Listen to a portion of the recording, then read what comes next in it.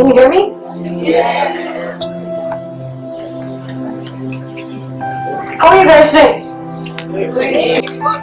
Seriously? Okay, before I continue, how many of you have had a background in psychology? Or studied it? You know what mental health is? Do you know what mental illness is? You do? What's mental illness? Come on.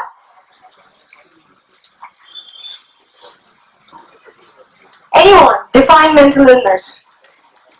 Or give me a caricature sketch of it. Sense of freedom.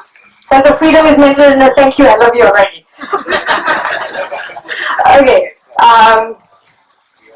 I don't have a presentation because I'm not interested in presenting anything since I probably get more distracted looking here and there. Thank you for mentioning, imagine in your presentation because it kind of got me at my imaginary friend. So I'm introducing all of you to my imaginary friend right here. What I'm really surprised at right now is how all of you are paying attention to me. Okay, I know it's the hair, but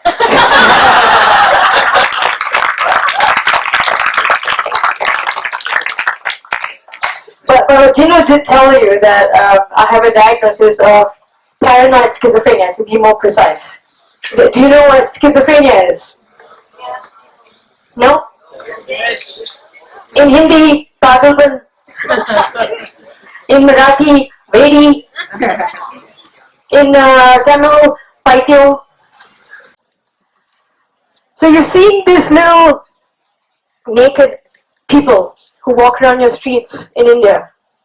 And, they're often talking maybe to this bottle or staring into space and mumbling to themselves, and they have no clothes, completely naked. You call them mad, I call them striptease. You guys have no imagination. But this is the truth of how people look at these individuals, right? The ones that you see on the streets of India. And if you ask me, they're the least bit concerned of your existence. Who's troubling you? The beggars. Who's troubling you? The guy who's honking. Who's troubling you? The guy who's staring at you. Who's troubling you? Not the crazy person. The crazy person is too busy. Yet everybody wants to discriminate them and shout out, hey look, lunatic, mad, insane, crazy. That's what society is. So the question is now, what is normal? Can any of you define what normal is? Being happy. Okay. Anybody else can define what normal is? Doing or behaving in the socially acceptable way. Socially acceptable.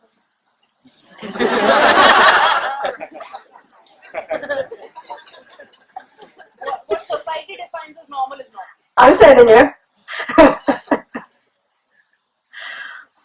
Thank you. When I looked at the word normal, I Googled it. Why I Googled it? I did not have a textbook or a book to find out what normalcy meant. When I Googled it, dictionary.com to be more precise, it says normalcy, normal, means average behavior, thought processes, average thinking, so basically, to sum it up, it was average. So if any of you are too smart, you're crazy. If any of you are awesome, you're crazy. If any of you have crazy hair, you're crazy. If any of you have no hair, you're crazy. If you have long hair, you have, short hair, you have big eyes, you have small eyes, you have big bum, you have no bum. You're all crazy. So that's what normalcy means, right? And apparently we're living in the second largest country in the world. The second largest population, I mean. That's 1.21 billion and growing. Where every individual is crazy. Why? Even in the color brown, there are many shades of it. And in today's generation, all of us are mongrels. I'm a mongrel. My mom's Marilyn Monroe, I think. But yeah, I'm a mixed breed. So kids today are all mixed up. Culture, tradition, you name it. We have so many dialects. It's all different. The only thing universal about us is English. Right? And using English, we define what normalcy is and we define what madness is. But is English the universal language to talk about human suffering? No, it's not. How can English be the universal language for me to communicate to you that my imaginary friend is talking in Chinese? How can that be? Hindi, Tamil, Malayali, Assamese, Bengali. It goes on. How do you define madness? The dark vampire goddess? Everybody knows who Goddess Kali is over here, right? Take Goddess Kali and put her in Germany. She becomes the epitome of vampirism. Not blonde vampires that glitter like me, but that's the epitome of what madness means. It's socially created. So how is it we've not been able to look at this in context to India? Why?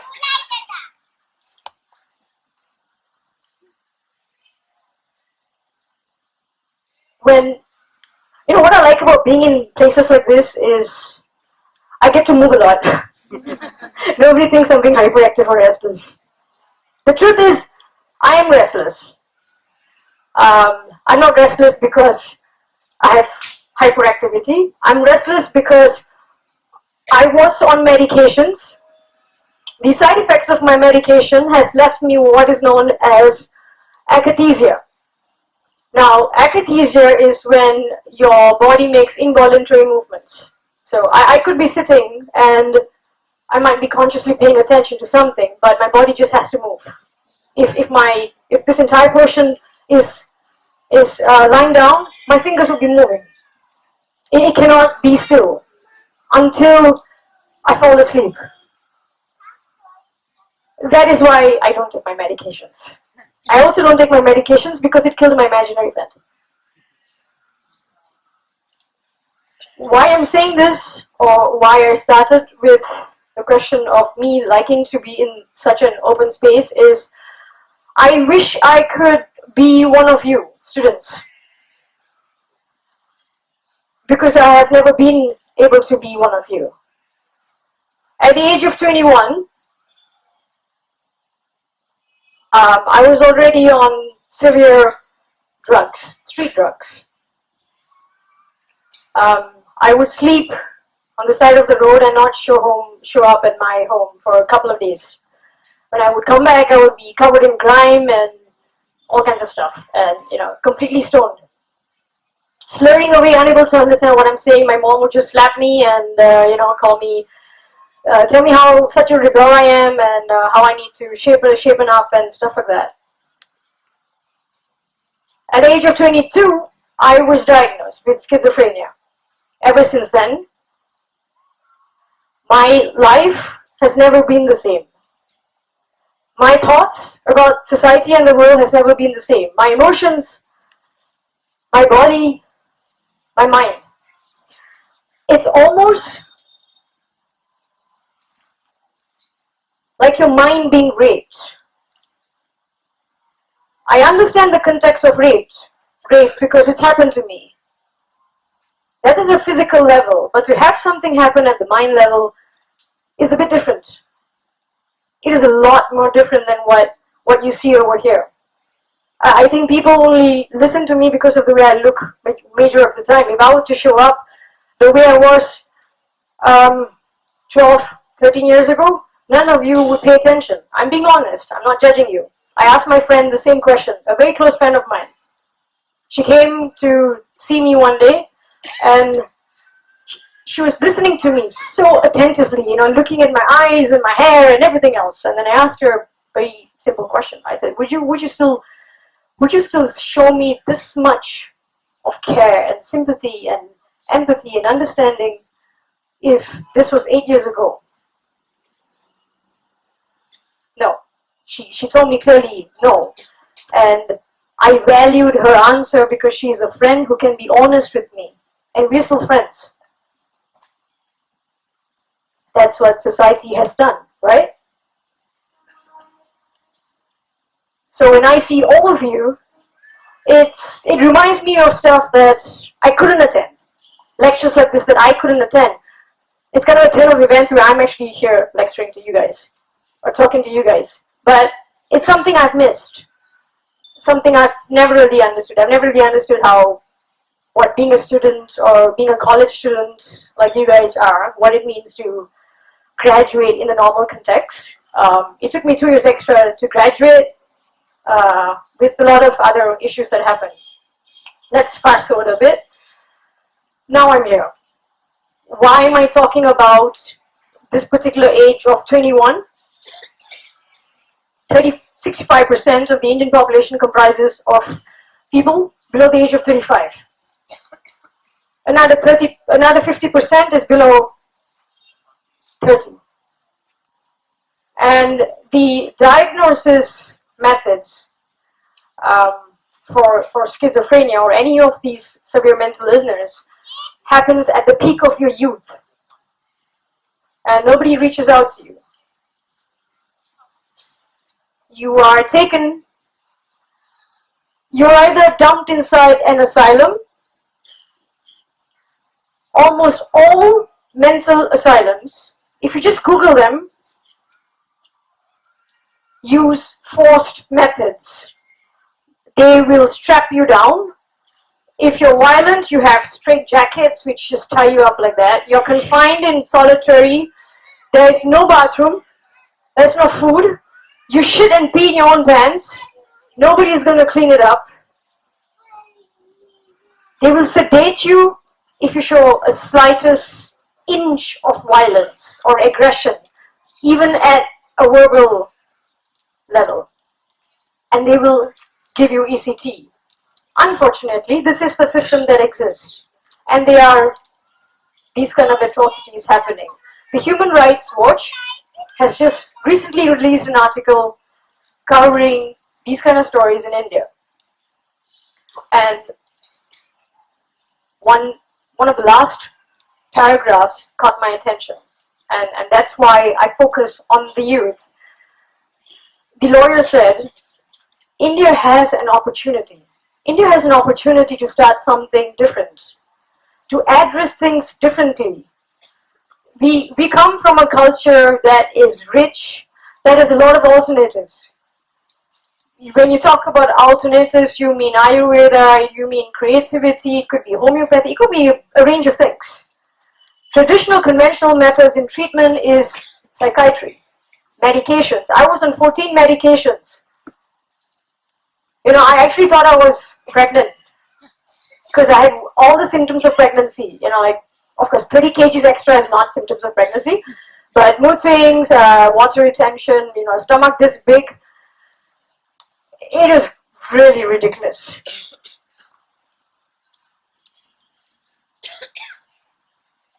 But when we are talking about alternatives, I recollect Andrew Solomon, who is a guy with depression who spoke on TED, and he mentioned about his visit to South Africa. In South Africa, they have different tribes, like how we have different villagers and gypsies in India. And he went up to the tribal guy and said, so what do you all do to deal with depression? Has any mental health professional come to South Africa to help the people here deal with depression or suicide? And the tribal man told Andrew that they did come, and I asked them if they have, if they dance in the rain, or do they tell their patients to listen to music, or do they give art and tell their patients to paint?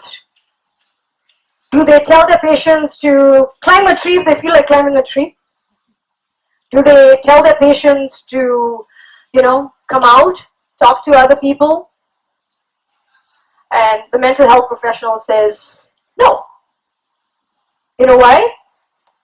Because then the tribal man tells Andrew, you see, I had to ask him to get out because the professional treatment that comes from the West is where you take the patient, you go into this dark, dingy, small room, and you ask them about all the bad things that have happened in their bloody life. That's it. Right? You seem to have watched the video, I believe. Yes. That's what the African guy told the mental health professional and said, get out of my country, please.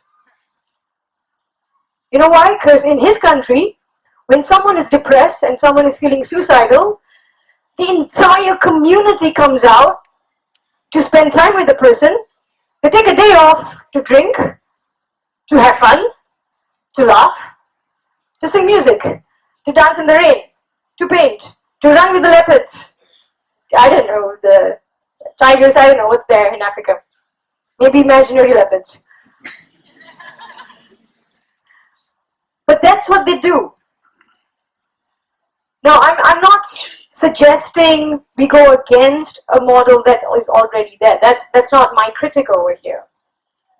What I want you to understand is the youth, especially all of you, each and every one of you, definitely understand what a generation gap is. It's not just a term that came out of a person who was bored. You understand the conflict between the cultural and traditional crash boom bang. You have a system, an education, and a family that tells you, "Beta, go to America, make lots of US dollars, get married, make sure it's in Indian, get your Ferrari, get this awesome huge bungalow, so all of us also can come and join you. But don't forget, please light the diya in the morning. Don't forget to pray to Ganpati Bappa. Don't forget to do all these puja."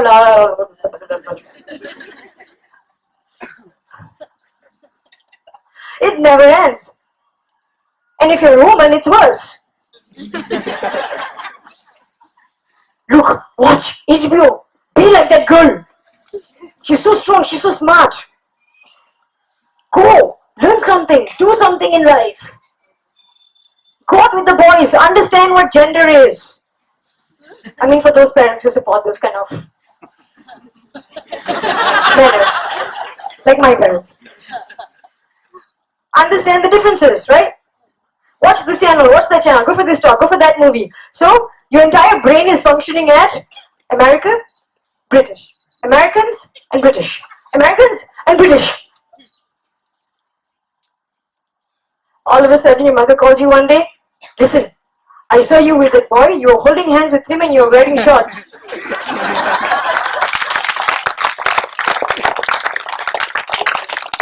Ma, you just 20 years you grew me to be that way. No, come back home. Wear some Valliappan. How do you wipe that away? How do you wipe 20 years of this upbringing? It's the same for guys, right?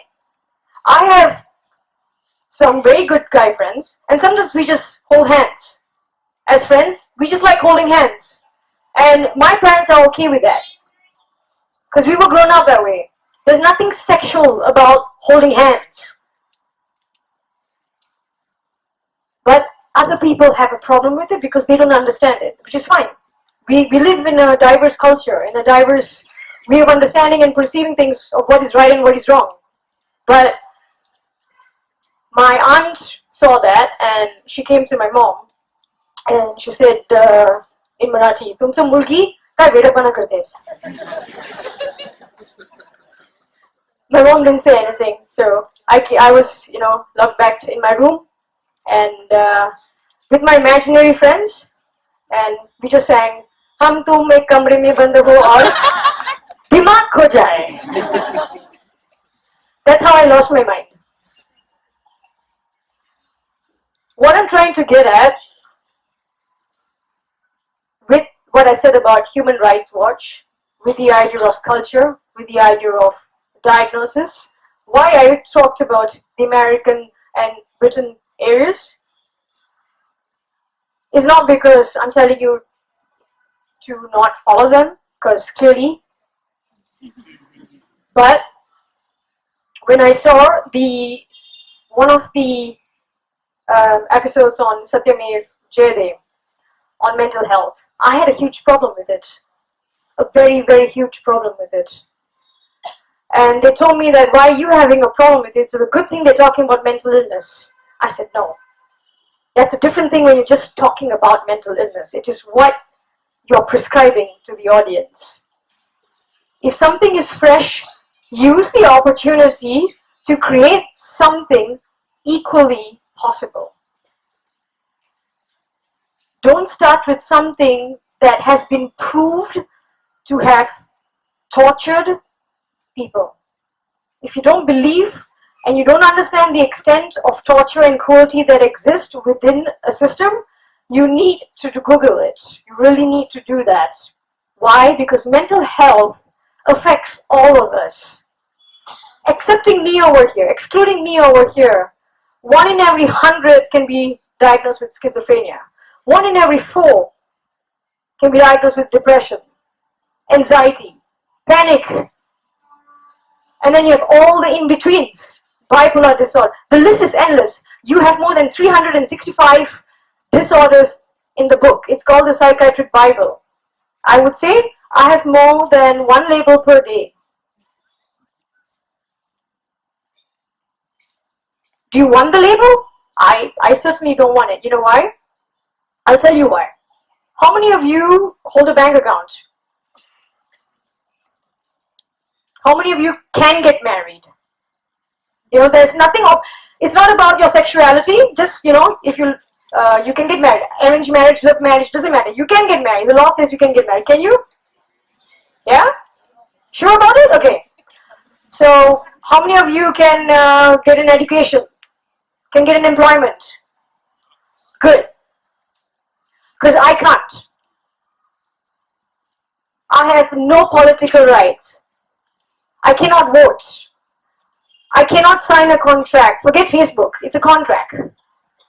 I cannot get married. Under Hindu laws, Priya might be able to tell you about the sound of the clause of unsound mind. It's applicable to someone like me with severe mental illness like this.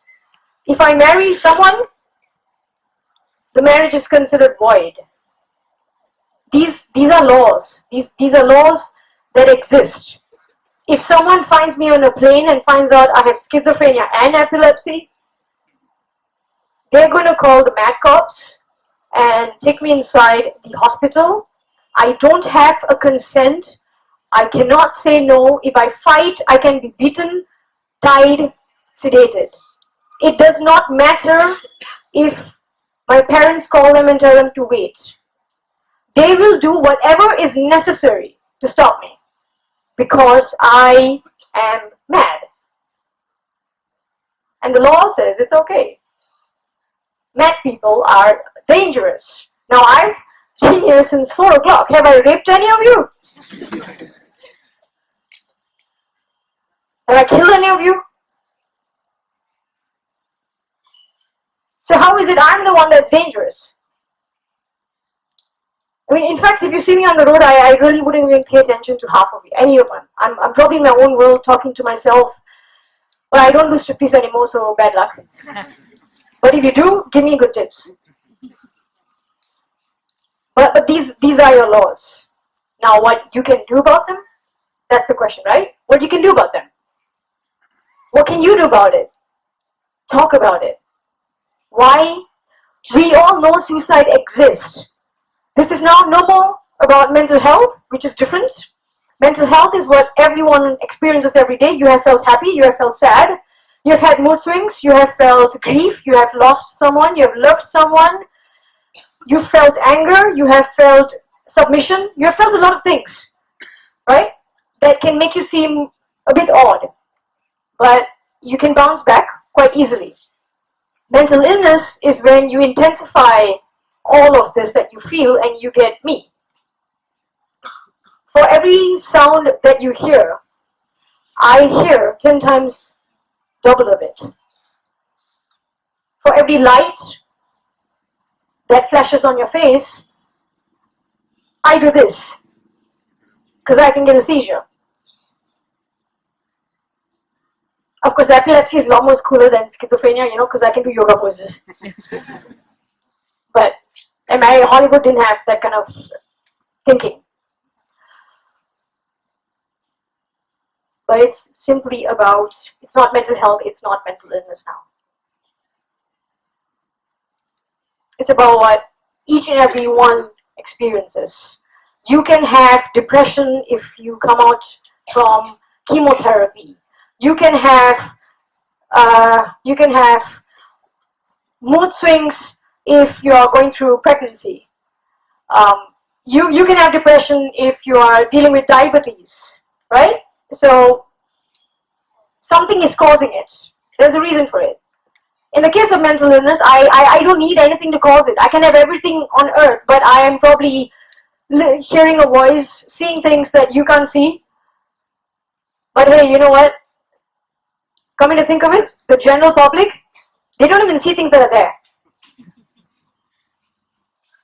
Nobody sees things that are there. Someone could be crying beside you, in front of you, behind you, next to you, on the other side of the phone, on the other side of the text message, on the other side of the screen. They might not even have a teardrop in the case of men who are told, don't cry. But nobody wants to talk about it. And for me, that is crazy. How do you not talk about such basic human feelings and emotions? Why do you deny yourself that ability to help someone? What is stopping you apart from your bloody goddamn ego? Nothing. It's your ego. I'm sorry, but that's the truth. It's your ego. If someone is suffering, go offer your help. If they say no, fine. At least you've done something about it. At least you have done something about it. Sometimes when a person is dealing with depression or a very vulnerable state, they are really afraid because they're going to be judged, they're going to be rejected, they're going to be told, buckle up. That doesn't happen. Friends play a very important role over here. And my friends, more than my family, my friends have really been a backbone. Every time I come for a talk, for a conference, they text me, are you okay? Breathe. Don't forget to breathe. My friends do that. We still fight. There are days I go into paranoid states and I say, shut up, you're talking about me. But then one of my friends is a movie maker. She said, of course people are talking about you. We got a movie about you. I said, yeah, okay. Yeah, but this does tend to happen with me. I can get overwhelmed by the fact that people even know me. But it takes a friend to tell me that, can you just relax?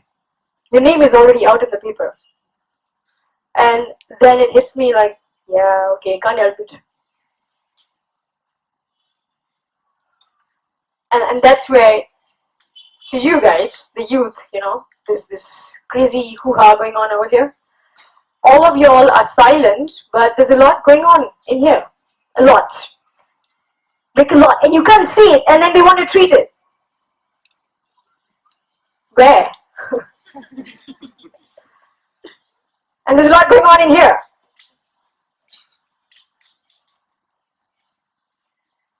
How do you deal with it? Pick up the goddamn phone. This is what I tell everybody I speak to. I have an online group of 800 members. And even though I started the group, sometimes I post in my own group, I'm feeling suicidal, can someone just talk to me? I do it. And someone actually said, suicide is meant for cowards. I was like, oh, shut up, I'll beat the crap out of you. I'm crazy, I'm allowed to. But the truth is, why are you stigmatizing it again? I want to talk about it. Who asked you what you think about what suicide is? I am addressing the fact that I am asking for help. I might not ask for it directly. You know, someone might not just come up to you and say, I'm suicidal. That's never going to happen. You know, people who are suicidal, they're very smart. Trust me. I've attempted suicide like a zillion times, failed. Now I stopped because I failed. But when someone wants to attempt suicide and is going to attempt suicide, they are very subtle signs. And these are what you need to pay attention to. Don't patronize them and say, don't kill yourself. We all love you. You know what I will tell you? So you love me, I don't love you, screw you.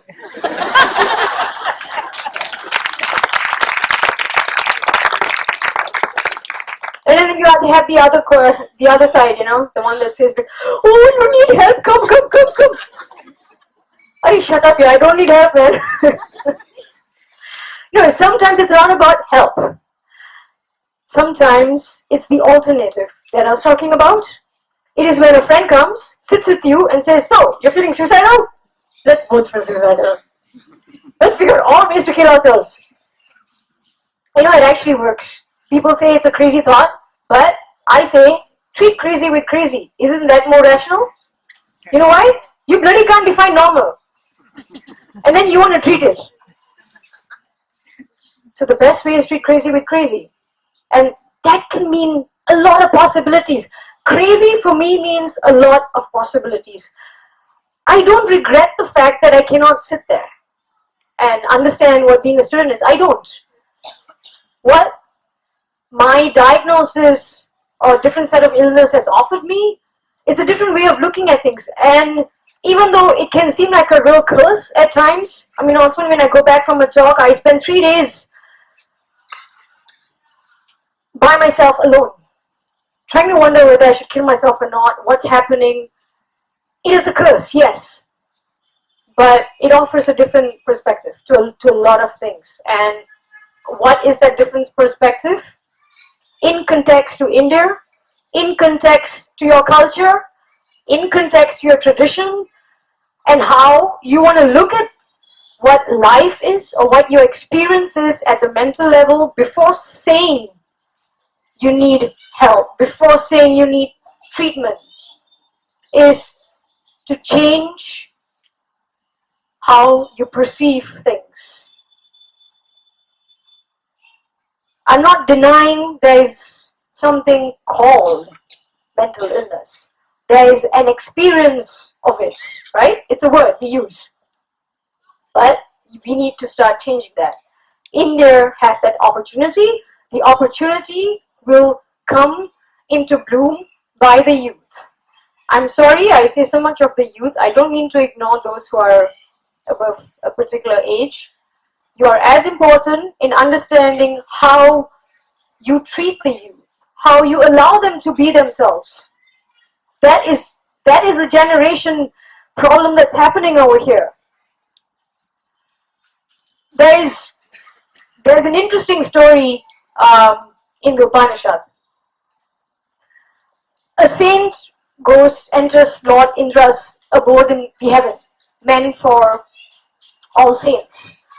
And he walks in there, bunch of them in orange robes, sitting together, laughing and giggling and having philosophical discourses, talking about metaphysics and life and death and yada yada yada yada. And then on the other side, there's this guy who is covered in ash, sitting like this, smoking chillum. And the saint looks at him, he's not bothered. He doesn't even want to smile. He doesn't even want to look, whatever. Agoda Baba, right? Can't be the least bit bothered. So the saint goes to Lord Indra and says, Lord, tell me one thing. You have all these other saints over here who are so friendly and are so nice and and why do you allow that guy to sit here? He stinks and he gets high on chairs and he eats meat and he drinks all kinds of stuff. He even eats shit. Why do you allow him here? He's not a saint. So Lord Indra kept quiet and said, we'll talk about it later, but maybe you should first have rest. You have just come here. So saint goes back to his place. He needs to meditate and kind of sort stuff out. Now Lord Indra's messenger comes running, and tells new saint, listen, your Lord is dying. You need to get him a new heart. So saint is like, Lord is dying, Lord is dying. So he goes and knocks on every door there is, every door. Give me your heart, my Lord is dying. And closes the door. Goes to the other, like, give me your heart, please, my Lord is dying. What are you, mad or what? I'll die. So he goes, fails. He comes back to the abode and he goes to these saints, these normal saints that you have.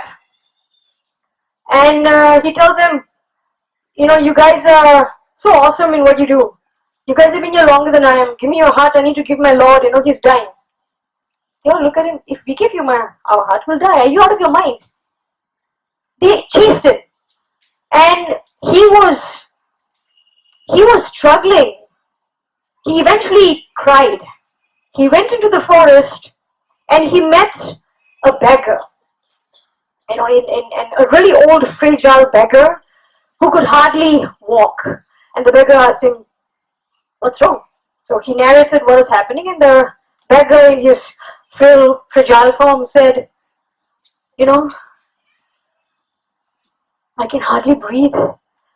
I can hardly walk. My heart is very, very old. I would have given your Lord my heart, but he would still die. Maybe you should go. Ask that other saint. He said, which other saint? Is it that Agora? Ask him. Hesitantly, the saint goes. It's like his last straw.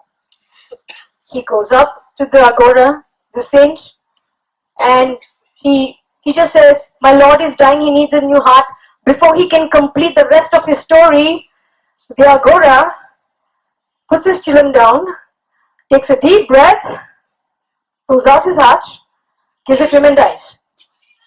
Saint rushes back to Lord Indra, gives it to Lord Indra. In that process, Lord Indra puts it back. There's a light that travels from Lord Indra into the Agora Baba, and the Agora Baba wakes up. And the new saint asks the Lord, how are you doing? The Lord says, I'm fine. And then he says, so what is my next lesson? And Lord Indra tells him, you got it. This is the difference between you, the rest of the saints, the rest of the world, and that man. Why couldn't you have given me your heart? Why am I telling you this story? Not because I'm trying to buy time or tell you a story, but it's a comparison of how people with severe mental illness are looked at. This schizophrenic beings. People say that some of them eat shit, are dirty, stink. We talk to imaginary beings. Very often, I have done so too. I have taken everything I've had in my room and just given them to random people for I have no clue what reason. I just felt good. And then I came back home and I didn't really cry. But then someone said, Resh, you just don't go about giving everything you have to people. And I said, felt like doing it. He's like, well, you've got nothing in your bank account now. I said, yeah, okay, I'll think about it next time. But until I heard this story or read this story, I never knew what I did. And I could introspect it. And I took the story and I told my psychiatrist the story. Thankfully, he's Indian. Maharashtrian also. And I told him, see, no difference. In fact, you took a diagnostic label that happens in America where Ghoda Babas don't exist. Where they work on immortality and increasing life.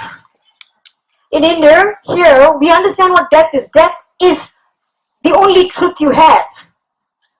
It is the only goddamn certainty. Why is it so difficult for anyone to deal with it? Why?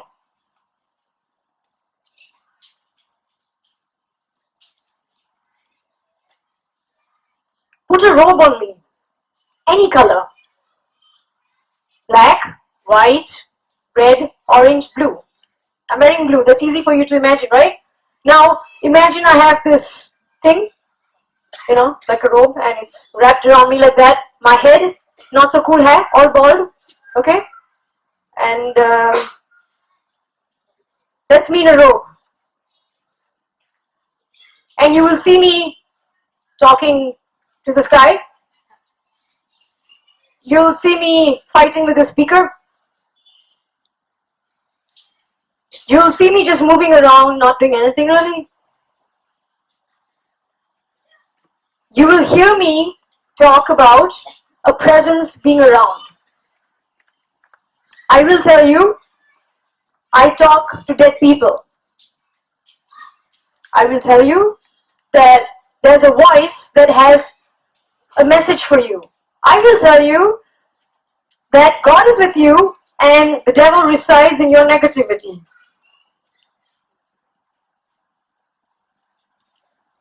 But you take away that robe. You take away that robe and you're going to start seeing it differently. You will not see me anymore. You will not hear me anymore. You will call me crazy. You will call me lunatic. You will call me insane. You will call me pagal. You will call me veri.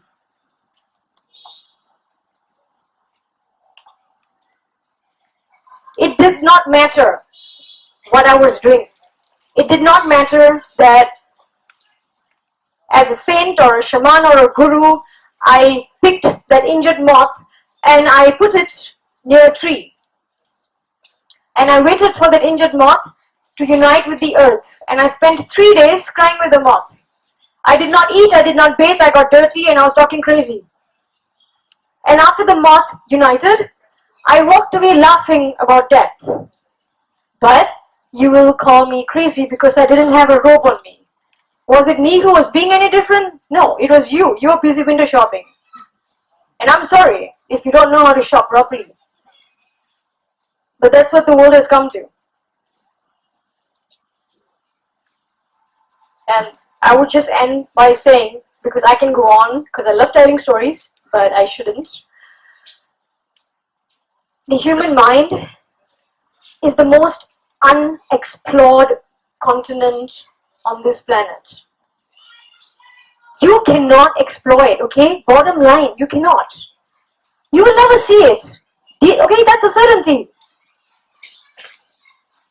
But because it is unexplorable and it cannot be certain, it's constantly changing. We're all changing at an atomic level, at a molecular level, at every level, at emotional level, at a physical level, at a thinking level. Think about the possibilities the mind offers you. The next time, when you leave this place and when you look at someone beside you, in front of you, the person you live with, the person you make love to, the person you're going to make love to, the person you're going to marry, your neighbor, your friend, your teacher, your student, your employee, everyone, your father, daughter, mother, child, grandfather, so on and so forth. Look at them differently. Look at yourself differently. When you are able to look at yourself differently, you start looking at other people differently. And when you can accept this, you accept the other person equally well. And that's when human connections are built. That's when you can pick up the phone and say, just 2 weeks ago I was feeling suicidal, I didn't know who to talk to. But you're the first person that came in my mind and I wanted to just call you. I don't know who you are. I've seen you walk in campus. I've never interacted with you, but I just felt like it. It's as simple as that. Can you do that? Don't answer me. Think about it and do it. Thank you. Hello. Hi. Actually, I'm doing a thesis topic on mental illness, and it's actually really great to know all of these aspects when you actually study and get into the depth of the topic. My question to you is simple. As you told about all these mental hospitals and stuff, wherein they treat you differently, and there is some influence of the British and the European and whatever. So how different can we be as architects in treating these people or treating us ourselves? Because we are no different. Yeah. The influence of British colonization is what shaped the laws in India. It started with the Lunatic Act, and then it went on to the Mental Health Act 1987, and now you have the Mental Health Care Bill 2012. And it is still being pushed right now in the government. A lot of changes have been made, and many of us at the activism and advocacy level are trying to do away with the colonization methods to suit the Indian public. One sentence that would probably answer that one of the other activists uses, that the only way we can do away with mental institutions, because you have 400 of them and people are still vouching to create more, and they're saying no, we are still trying to get rid of this 400. Hopefully real estate will take over.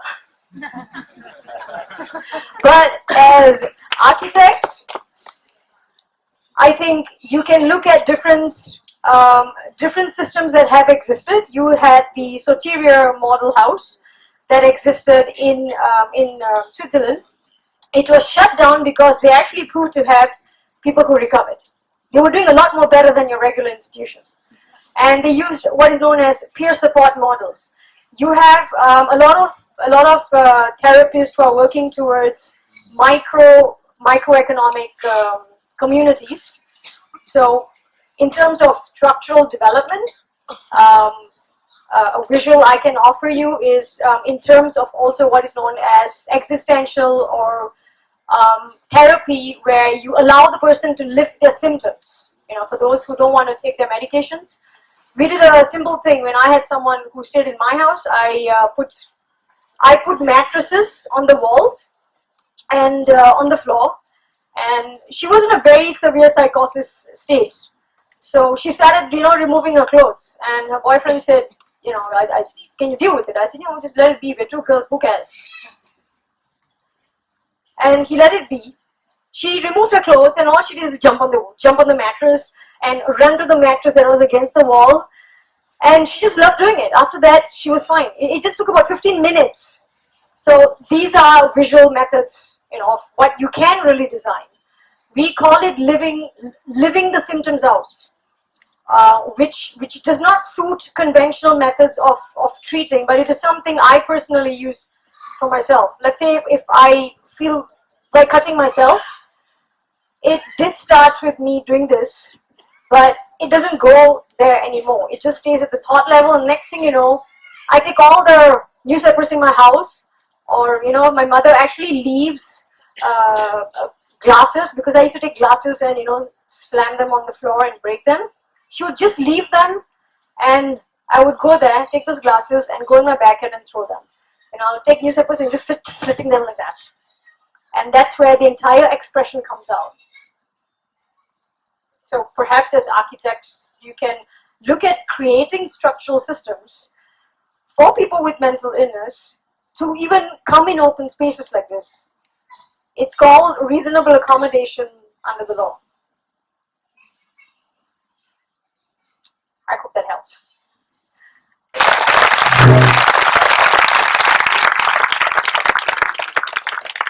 will be